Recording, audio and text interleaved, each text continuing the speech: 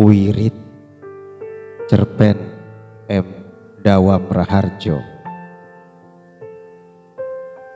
Akhirnya kuputuskan untuk pergi ke Pabelan saja. Ya, mengapa kok sulit-sulit memilih pesantren? Bukankah aku sudah demikian akrab dengan pondok yang terletak di Muntilan itu? Kiainya sahabatku. Barangkali di antara para kiai yang kukenal, dialah Kiai Hamam Ja'far yang paling dekat dalam pikiran maupun perasaan. Lagi pula itulah pondok yang paling indah bagiku. Aku berkenalan dengan pondok ini kira-kira pada tahun 1973 ketika aku mula pertama mengunjunginya atas anjuran Pak Ud. Kukira aku jatuh cinta pada pandangan pertama. Dalam romantisasiku, pesantren itu mestilah rindang. Tapi jarang aku melihat pesantren yang halamannya masih ditanami pohon-pohon yang lebat. Dulu mungkin, namun kini telah banyak ditebangi untuk memberi tempat pada bangunan baru yang umumnya ceroboh itu. Pabelan sangatlah berbeda. Pohon-pohon di desa itu masih lebat. Malah Pak Kiai menambahnya dengan tanaman-tanaman baru. Ketika itu sedang musim menanam jeruk. Buah jeruknya besar-besar, tidak seperti biasa. Tapi ada juga ditanam pohon melinjo dan kemudian flamboyan. Sebelum kuputuskan pergi ke Pabelan saja, aku sudah mempertimbangkan pesantren lain, terutama di Jawa Timur. Pernah kupertimbangkan untuk memilih Tebu Ireng. Pak Ud pasti mengizinkan. Suasana peribadatannya pun enak. Dalam 5 waktu, masjid utamanya pasti penuh jamaahnya. Tapi aku pakewuh dengan Pak Ud. Jangan-jangan kedatanganku merepotkannya. Karena maksudku istriku, pasti tak akan diizinkan untuk bisa memasak sendiri. Aku juga pernah berpikir, alangkah indahnya bisa tinggal untuk beberapa hari di Gontor, Ponorogo. Tapi sudah lama aku dipersona non gratakan Kiai Zarkasi. Gara-gara aku pernah mengkritik pondok modern ini karena sikap isolatifnya terhadap masyarakat sekelilingnya. Padahal sahabat-sahabat mudaku banyak yang alumni Gontor. Cocok aku dengan kebanyakan mereka itu, dengan pola akidahnya, akhlaknya yang manis-manis, dan kepandaian mereka umumnya dalam bahasa Arab.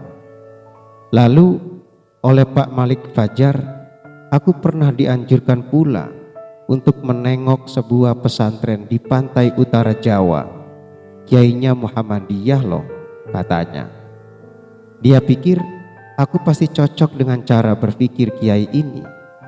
Kiainya gemar qiraah dan tafsir, ujarnya lagi sambil mengacungkan jempolnya. Pak Malik mungkin menyadari bahwa aku senang dengan qiraah dan tafsir. Cobalah ditengok dulu, ia menganjurkan. Sebuah mobil dengan sopirnya membawaku dan istriku menyusuri pantai utara Jawa.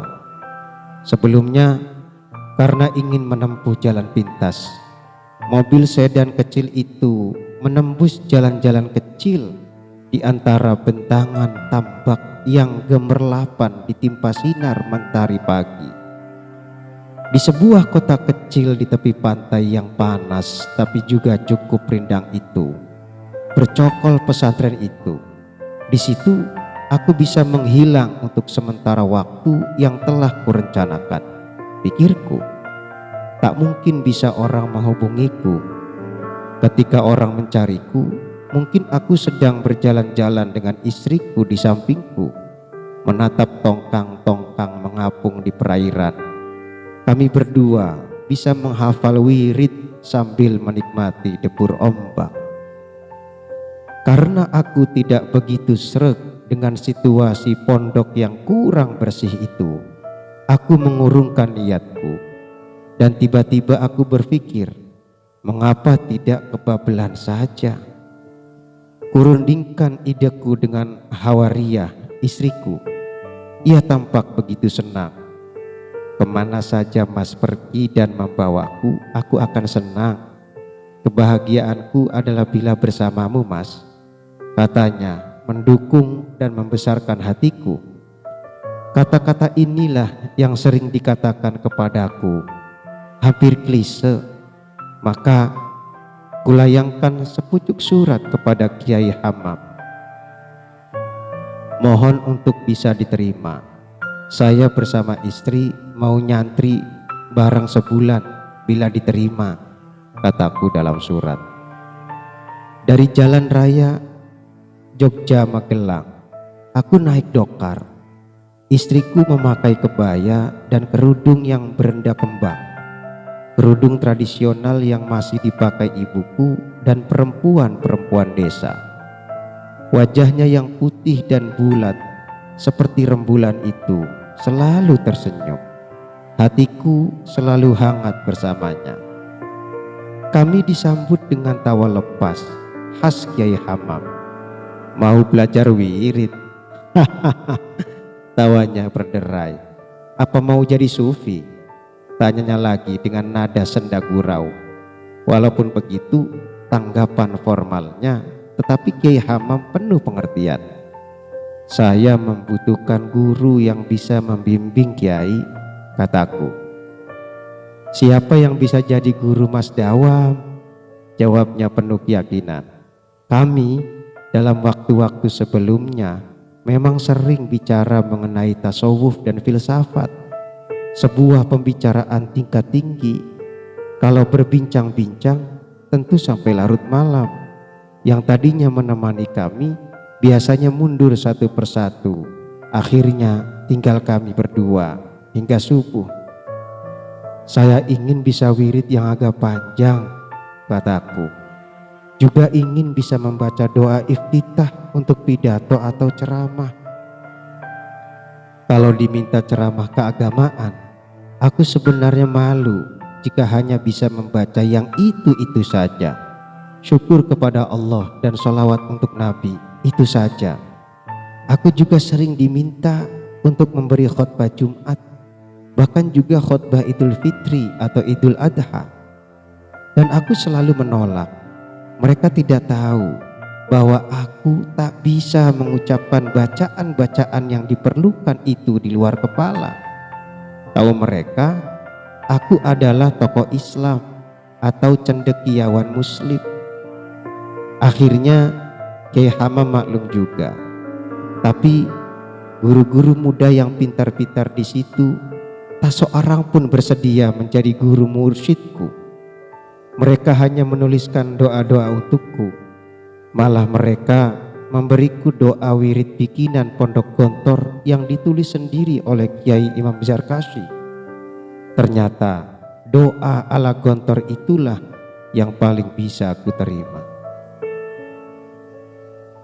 Ingin bisa baca wirid yang agak panjang, itulah obsesiku. Dengan wirid itu, aku akan merasa tak perlu lagi berdoa dan meminta sesuatu kepada Tuhan secara verbal. Kupikir Tuhan itu maha tahu dan maha mendengar suara batin sekalipun. Berzikirlah kalian akan daku, niscaya aku akan mengingatmu. Demikian tertulis dalam surat Al-Baqarah ayat 152. Karena tak ada yang bersedia menjadi guruku, akhirnya aku belajar sendiri saja. Tentu saja aku mengalami kesulitan karena aku sudah tidak lagi lancar membaca huruf-huruf Arab. Tapi aku ini memang tolol benar. Mengapa aku tak melihat potensi istriku? Bukankah ia lulusan Muallimat Muhammadiyah Yogyakarta yang terkenal itu?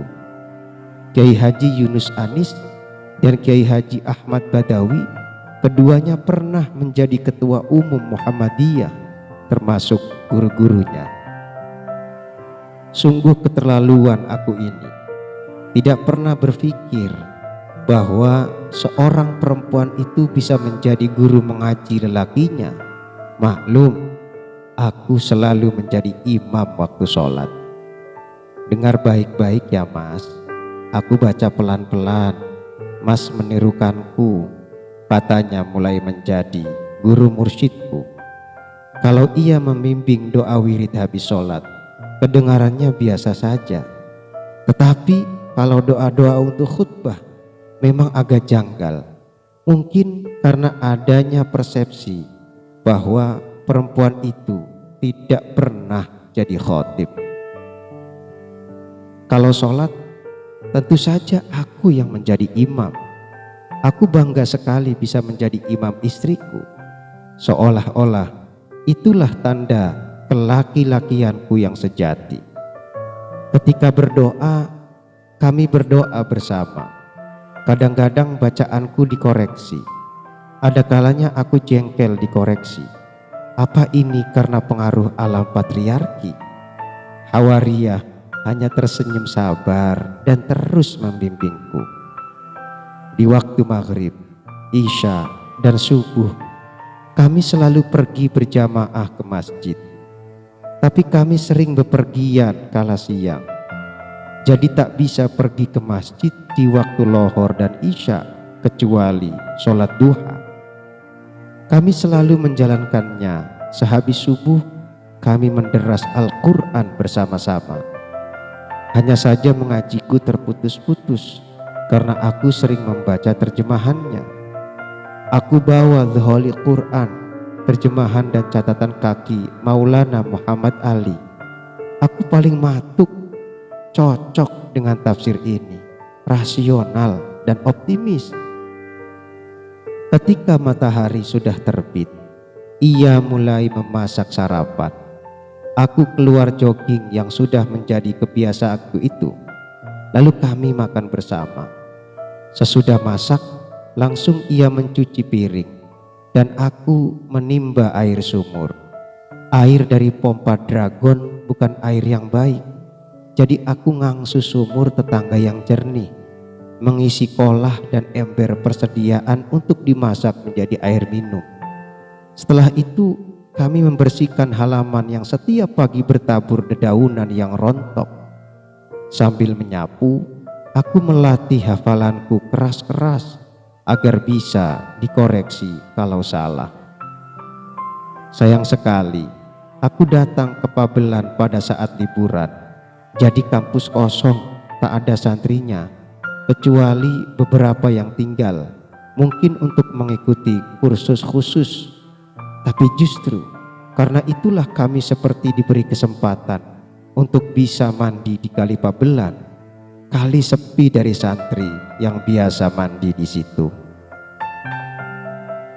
Air sungai itu mengalir bening. Batu-batuan besar kecil yang bertebaran membuat suara gemercik dialiri arus. Hawariyah seperti orang desa lainnya memakai kain dan mandi di pancuran dan kali yang dangkal. Bagi orang yang biasa hidup di Jakarta, ini adalah suatu kemewahan. Ketika mandi, Hawariyah seperti bidadari yang turun dari kayangan. Kain batik melilit ketat di tubuhnya yang basah, rambutnya tergerai. Di jalan pulang, kami berbelanja di warung desa. Hawariyah selalu berbicara renyah waktu membeli bahan-bahan kebutuhan. Karena itu ia memang lekas dikenal. Menurut perasaanku yang subjektif, istriku itu mungil, putih dan bersih.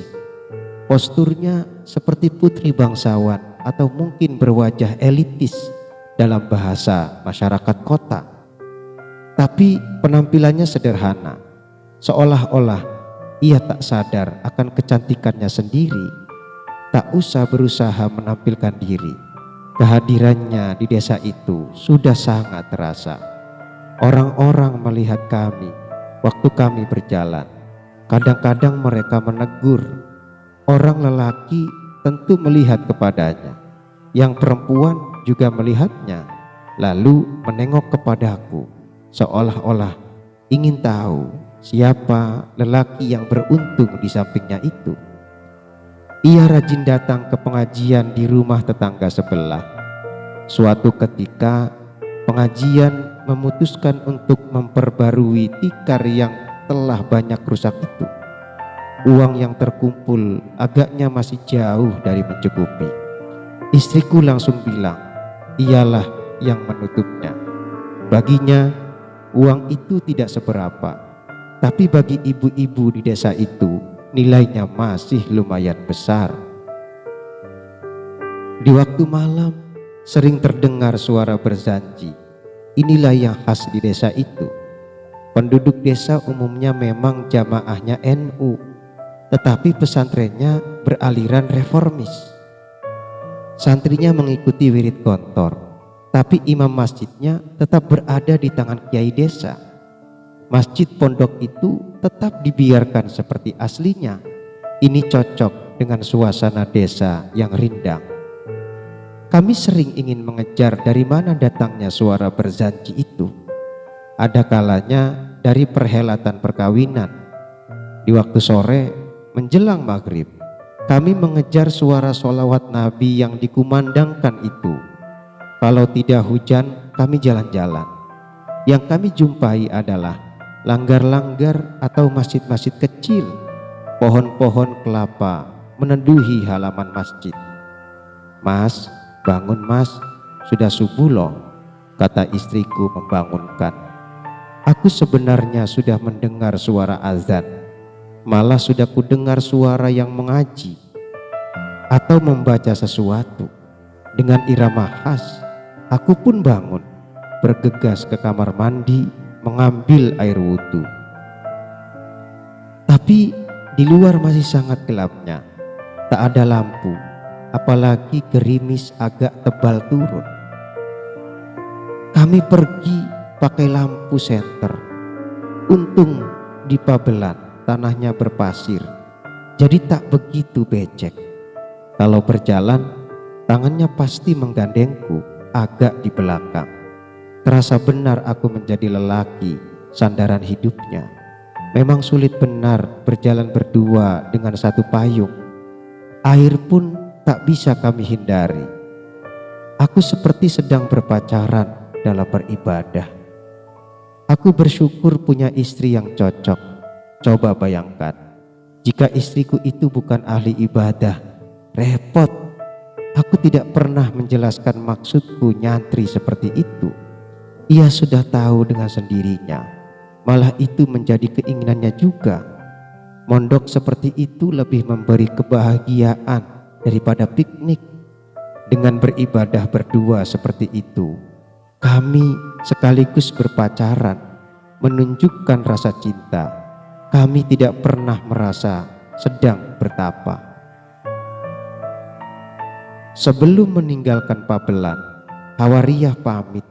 Para ibu pada semedot dengan berat hati menerima pamitan itu.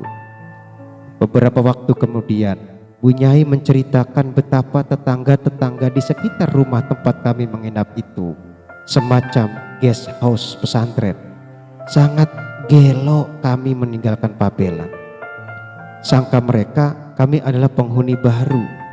Mereka senang mendengar suara-suara yang terdengar dari pondokan kami.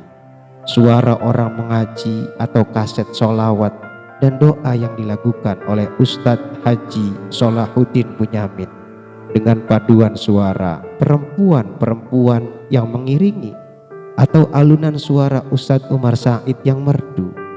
Tapi yang paling terkesan pada mereka agaknya adalah pasangan kami berdua yang tampak runtang-runtung, seorang perempuan berkebaya dan lelaki yang selalu berkopiah.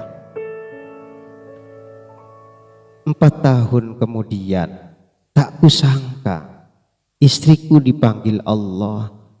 Kini kurasakan dalam kenangan. Itulah sepotong kenangan yang begitu indah dalam hidupku. istriku pergi untuk selamanya di kamar kami di suatu subuh. Ketika itu istriku tak berdaya, sakit. Ia hanya bisa terbaring miring. Setelah sholat sunnah qobliyah subuh, aku pun bersolat subuh. Kubaca Al-Fatihah, surat At-Tin dan surat Al-Qadr seperti yang selalu dibaca imam di Masjid Pabelan, agar dia mendengarkan seolah-olah kami sedang berjamaah. Aku yakin ia sedang makmum kepadaku. Belum sempat wirid, Hawariyah telah memintaku mengelus-elus dengkulnya yang sakit. Ia seperti menikmatinya karena aku mengelus-elusnya dengan mesra sambil membaca wirid. Ketika aku kemudian keluar dari kamar, Yujum, pembantu yang merawat istriku, berganti masuk ke kamar. Beberapa saat kemudian, ia berteriak-teriak dan meminta agar aku masuk ke kamar. Aku lihat istriku seperti telah tiada. Anakku lelaki yang memeriksanya merasakan bahwa mamanya tak lagi bernapas, nadinya pun tak lagi berdenyut. Tangis dua anak pun berderai bersama dengan tangisku dan orang-orang rumah. Di hari kedua sesudah kematian itu, aku sholat subuh di tempat yang sama. Aku pun membaca wirid yang dulu pernah kupelajari di Pabelan. Tangisku meledak. Wiridku tersendat-sendat di sela-sela sedu tangis yang berat. Terkenang olehku ketika aku sedang dibimbing olehnya membaca wirid di pondok Pabelan. Mungkinkah rohnya mencari jalan keluar lewat wirid dan elusanku di dengkulnya itu? Masih segar dalam ingatanku, kami berjalan bergandengan sambil membawa payung dan lampu senter sarimpit ke masjid dalam hujan gerimis di waktu malam dan subuh yang menyebabkan pakaian kami basah. Terkenang olehku, kami bercinta dalam sholat berjamaah berdua yang sudah menjadi kebiasaan yang indah itu. Sehabis sholat dan wirid, ia selalu mengajakku bersalaman dan menciumi tanganku berulang-ulang, dan aku pun mengecup keningnya. Aku mengecup kedua mata istriku yang terakhir kalinya ketika jenazahnya hendak digotong ke masjid sebelah, hendak disolatkan. Bulu matanya terasa di bibirku, seolah ia masih hidup.